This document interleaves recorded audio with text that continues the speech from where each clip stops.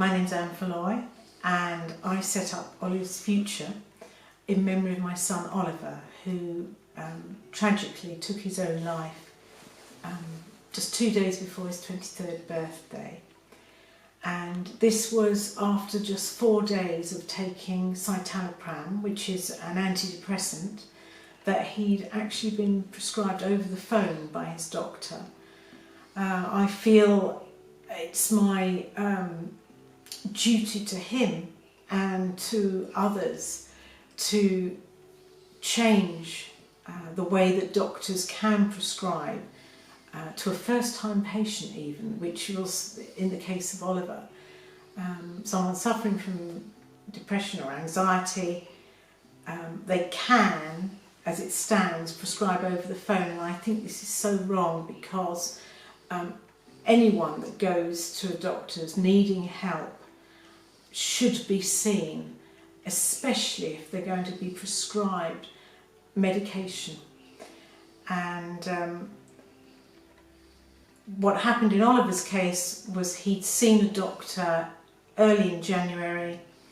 He'd then been called in for a blood test to check his thyroid, which had proved negative. And when he'd phoned again, just a few weeks later to make another appointment, the doctor there said, "I will write you out a prescription and you can pick this up at the in-house pharmacy," which he did. Olly's Future now is doing the right thing in campaigning that the best practice for doctors should be that they see their patients face to face if they are going to prescribe them an antidepressant.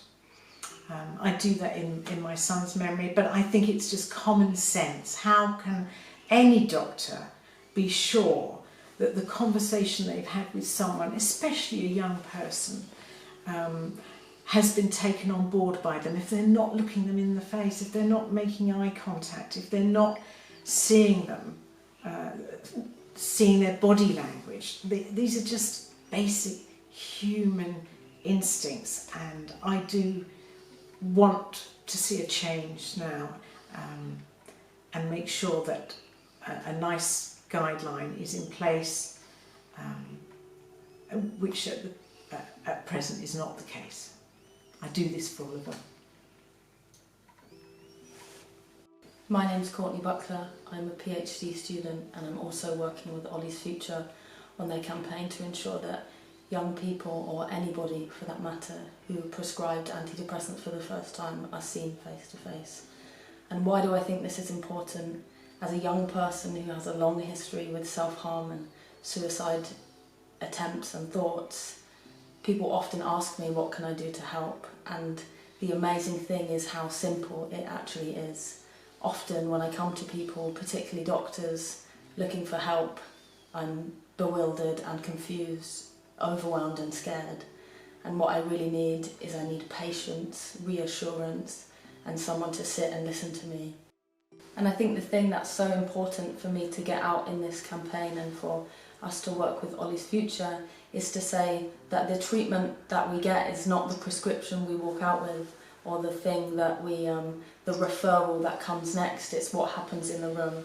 And it's so simple and it really can't be done over the phone. Like Anne says, we need someone to look us in the eye and to say that they see what we're going through. And I think the thing about antidepressants, we can talk about them being powerful, but what's more powerful is to sit there with somebody else who sees us in our pain and doesn't shy away and offers that reassurance and connection that we so desperately need when we feel doubtful or overwhelmed or judgmental of ourselves.